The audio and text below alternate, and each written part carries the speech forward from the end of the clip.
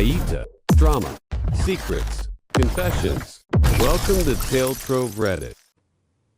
That night, I heard footsteps right above my head. The sound wasn't like a rat, it wasn't like a cat, but it was clearly someone pacing back and forth. The problem was, I lived alone in this house. I stared at the ceiling, my heart pounding, and then, a child's voice softly called out, "Mom."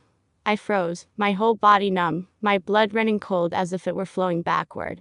Can you imagine the feeling of hearing that voice echo in the middle of the night, in an old, creaking house, with just you and whatever was up in the attic? They say every old house hides secrets. But I never thought that secret would choose me to reveal itself. And from that moment on, I knew my life would never be peaceful again. If you want to know what happened next, make sure to hit that subscribe button right now. I moved into this house on a stormy, rainy afternoon. The realtor told me it was a rare opportunity, and the price was shockingly cheap.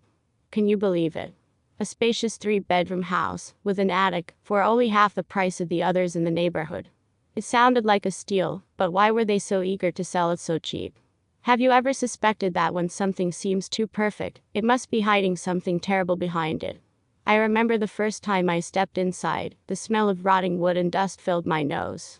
The house was eerily silent, as if it was holding its breath, waiting for something. With every step I took, the wooden floor creaked, almost like someone was answering back with each step. I couldn't tell if I was just hearing echoes, or if there were footsteps walking alongside me. If it were you, would you dare stay another minute in that house? The neighbors were strange. From the very first day I moved in, they just stood at a distance, staring, without a single greeting. An old woman across the street even whispered to me, "Never open the attic door at night." That one sentence haunted me for days. Why only at night? Did they know something I didn't? I tried to reassure myself. This house was supposed to be a fresh start, a place to write the next chapter of my life. I rearranged the furniture, decorated, and blasted music to fill the emptiness. But some things can never be filled. On the very first night I slept there, I dreamed of a child standing at the foot of my bed, its eyes glowing in the dark. When I jolted awake, the dream felt so vivid that I had to keep the lights on all night. Do you believe dreams can be warnings sent by the very house you live in? And that's when the real story began. Everything began on a stormy, windy night. I was sitting in the living room, reading a book while sipping a cup of tea. Suddenly, I heard a faint knocking sound from above the ceiling. At first, I thought it was just the rain. But the more I listened, the more I realized. It had a rhythm. As if someone was knocking steadily, trying to get my attention. Do you think that was just a mouse, or something else deliberately signaling me? I turned off the music, even the fan, letting the room sink into silence. The sound didn't disappear. It grew louder, closer. A rattling noise, like tiny hands scratching against the old wooden boards of the attic. Have you ever heard a sound that made you want to run, but you couldn't tear your eyes away from where it came from? I dared to climb onto a chair, pressing my ear against the ceiling. And then, I heard something that nearly stopped my heart. It was a child's laughter, soft, but eerily sinister, echoing from the darkness above me. A child. Inside an attic that had been locked up for years. If it were you, would you dare open that door right then and there? I decided to ignore it, convincing myself it was just my imagination. But other signs started appearing relentlessly. In the morning, I found dust scattered on the floor, as if someone had been moving above me. By noon, small objects in the kitchen had been shifted from where I'd left them. At night, the whispering returned, this time almost right against my ear. Do you believe a house can live and toy with you like a predator stalking its prey? The more time passed, the more I felt this house didn't belong to me. It already had another master, silent, hidden, just waiting for me to make a mistake and expose myself. And that mistake was about to happen. That night, I made the decision to test myself. I couldn't keep living in fear, pretending nothing was happening. I sat in a chair, turned off every light in the house, and waited in silence. And then, around 2 a.m., that familiar sound returned from the attic. The sound of tiny footsteps, slow and deliberate, as if dragging them out so I'd hear every step. Have you ever felt your heart race so fast you thought it might explode? I gathered every ounce of courage, stepped into the hallway, and looked up at the pitch-black attic door.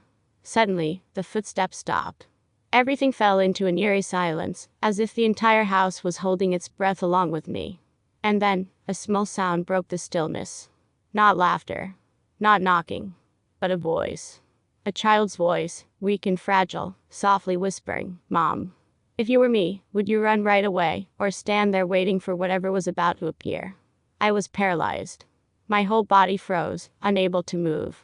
In that moment, I swear the voice wasn't just echoing in my ears, it was right beside me, so close I could feel its icy breath against my skin. Do you believe a single voice could freeze your blood solid in just 1 second? I screamed, bolted into my bedroom, locked the door, and trembled like a madman. But the calling didn't stop, it kept repeating, over and over, echoing from the ceiling right above me. Not loud, not violent, but relentless, seeping into every vein. And the question that still haunts me to this day is this: if it really was a child, how long had it been there, and why did it call me Mom? I couldn't take it anymore. That night, after countless strange noises, I decided I had to face the truth. I grabbed a flashlight, dragged a chair into the hallway, my eyes fixed on the old attic door. My heart was pounding so hard I could hear it echo inside my head. Have you ever climbed to a place where you were certain you'd regret it? I twisted the latch, and the attic door let out a long, screeching sound, like a warning. A rush of icy air hit my face, carrying the smell of moldy dust and something sharp, metallic, almost like blood. I shined the flashlight into the darkness before me, dust swirling in the air like millions of eyes staring right back at me. Do you believe a flashlight's beam alone can reveal things you never wanted to see? I curled up, each step heavy on the rotting wooden floor. The creaking sounded like it was about to give way. All around me were just old boxes, a few discarded belongings, and thick layers of cobwebs. No one was there, no child in sight. Everything was too quiet, so quiet I began to wonder if I had lost my mind. But just as I was about to climb back down, something happened that froze me in place. From the farthest corner of the attic came the faintest movement. I swung the flashlight toward it, and in that split second, I saw something. A small pale hand slipped out from behind an old trunk and vanished instantly. What do you think? Was it just a stress-induced hallucination, or was something truly hiding in the shadows? I stood rooted to the spot. Sweat poured down my face, my eyes locked on the place where I had just seen that hand. But when I moved closer, the trunk was empty, holding nothing but a few worthless objects. So was that hand real, or just a shadow of my own? I had no answer, but I knew one thing. Whatever was in the attic had started paying attention to me. I thought I had only imagined that hand. I laughed at myself, took a deep breath to calm down. But in that very moment, the flashlight in my hand flickered, the beam stuttering like it was about to die. And in the blur of shifting light and darkness, I clearly saw a small face peeking out from behind the trunk. It wasn't an illusion. It was a child with hollow, pitch-black eyes staring straight at me. What do you think? Could a normal child survive in an attic that had been locked away for decades? I froze, my whole body trembling as if it no longer belonged to me. I wanted to scream, but my throat locked tight. The child didn't move, only stared, blinking once slowly before retreating back behind the trunk. That single moment chilled me more than any nightmare ever could. If you were in my place, would you run straight down, or step closer to see what it really was? I forced myself forward, trembling with every move. The wooden floor cracked beneath me, ready to collapse at any moment. I swung the flashlight quickly toward the trunk, my heart pounding wildly. Nothing. Completely empty. But the dust still hung in the air, undeniable proof that something had moved there just seconds before. Do you believe that sometimes what you see exists only for a fleeting moment, just enough to drive you insane? I stumbled backward, desperate to escape the attic. But as I turned, I heard the sound of breathing. Heavy. Labored. Right against the back of my neck. I spun around, the flashlight darting across the room. Nothing. Only shadows, and the pounding of my frantic heartbeat. And in that instant, I understood I had just stepped into the twisted game of something that didn't belong to this world. If you want to know the next horrifying thing I discovered in the attic, make sure to hit that subscribe button, so you won't miss the next part. I couldn't sleep at all after that night. The image of that child's hollow, pitch-black eyes kept replaying in my mind. It wasn't like a demon from a movie, and it wasn't like any normal human either.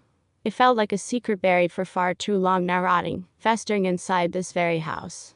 Do you believe some truths stay hidden only until the right person comes along to uncover them?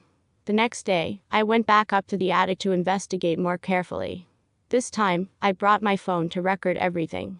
I rummaged through old boxes, pried open rotten trunks.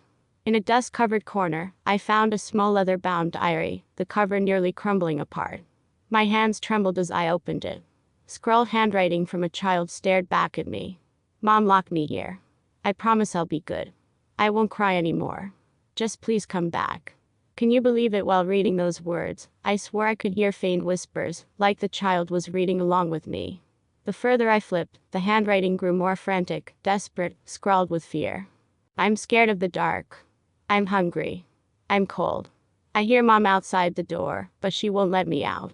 By the end, the pages were filled with violent strokes, like claw marks tearing across the paper. Don't leave me. Don't leave me. Don't leave me. A chill shot down my spine. What do you think? Did the child die here, or does it still exist in some way I can't comprehend? I sat frozen on the attic floor, the diary slipping from my hands. A cold wind swept past me, flipping to the final page. There, written in dark, blood-like stains, were the words, "Mom will come back. But not to save me." My heart nearly exploded. Who wrote those words? And who was the mom in the story? I started to realize this house wasn't simply haunted. It was a prison. A place that had witnessed the most horrific tragedy. And now, I was the next one being pulled into it. I sat collapsed on the attic floor, my hands still trembling from the diary. Every single word felt branded into my mind, as if someone were whispering them over and over right beside my ear. I tried to breathe deeply, telling myself I was only imagining things. But then, I heard a sound that paralyzed every muscle in my body. A small trembling voice came from right behind me. "Mommy, I'm here."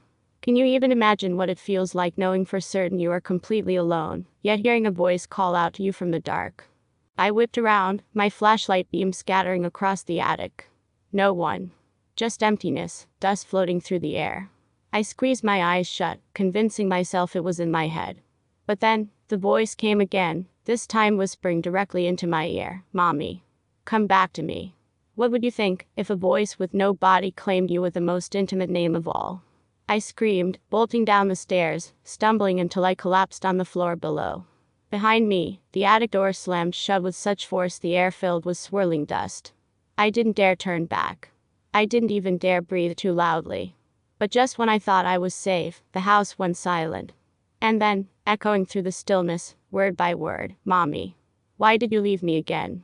The entire house seemed to tremble, floorboards groaning under my weight. Do you believe a place can be alive? That it can feel anger and crave revenge? I crumpled to the ground, clutching my head. And in that moment, I knew one thing for certain. I was no longer the only master of this house. Something was here waiting, watching, wanting me to play the role of the mother it had lost. The only question left was, could I escape before it was too late?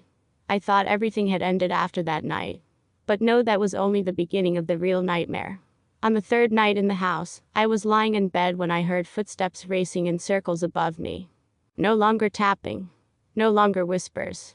It was frantic, hurried running, like a child playing tag. Can you imagine the feeling of being turned into a toy for something invisible? I trembled as I stepped into the hallway, the dim yellow nightlight flickering on and off. The attic door creaked open slowly, though I knew I had locked it tight. A rush of icy air spilled down, raising every hair on the back of my neck. I looked up. And then I saw it. A thin, pale child crouched on the edge of the attic doorway, its hollow black eyes like endless pits staring straight into me. What would you do if a child that never blinked stared at you as though it wanted to tear you apart? I couldn't move in time. It leapt down, landing silently, like a cat. And in that instant, I knew. This was no human. Its mouth twisted into a grotesque grin that stretched all the way to its ears. It whispered, "Mommy promised to come back. And now you can't ever leave again." My heart nearly burst, my body frozen stiff. Do you believe that promises from the past can turn into curses that cling to the innocent? I staggered backward, but the house began to change. The wooden floor cracked open, the walls groaned, the lights went out, leaving only the echo of a child's laughter swirling from every corner. That's when I realized. I wasn't just being haunted by a ghost. The entire house was its prison. And I had walked straight into the role of the betraying mother. From the moment I came face to face with that child, I was no longer the same person. Every night since, I've lived with the feeling of being watched. Wherever I go, I hear faint footsteps pattering just above the ceiling. When I sit in the living room, objects tremble as if someone invisible has just touched them. And sometimes, when I look in the mirror, I swear I no longer see my own reflection. Do you believe a house can slowly steal your soul piece by piece? I tried to leave this place. I packed my suitcase, locked the door, swore I'd never return. But the moment I stepped past the gate, I heard that familiar voice behind me. "Mommy, are you leaving me again?" I turned and the house just stood there, silent and black, like a bottomless pit swallowing every escape. I ran. But somehow, the next morning, I woke up in the same bed, in the same house. What do you think? Am I cursed, or have I already become part of this place? I've told you everything about the child in the attic. A buried secret. A haunting voice. A house that will never let me go. Maybe you think this is just a story, but I swear every detail I've shared has left a scar on my life. And even now, I don't know if I'm living in the present or trapped inside the memory of this house. Would you dare believe that the most horrifying things aren't out there in the world but right inside the place you call home? If you're still trembling after hearing this, hit subscribe now to join me in the terrifying journeys yet to come. Don't forget to leave a comment. What would you do if, one night, the words "Mommy" whispered above your head? I'll read every single one, and who knows? Maybe your answer will be the clue I need to escape this nightmare. And now, brace yourself, because the third story is coming. One so insane, so haunting, that you'll be forced to ask yourself, am I truly safe in my own family?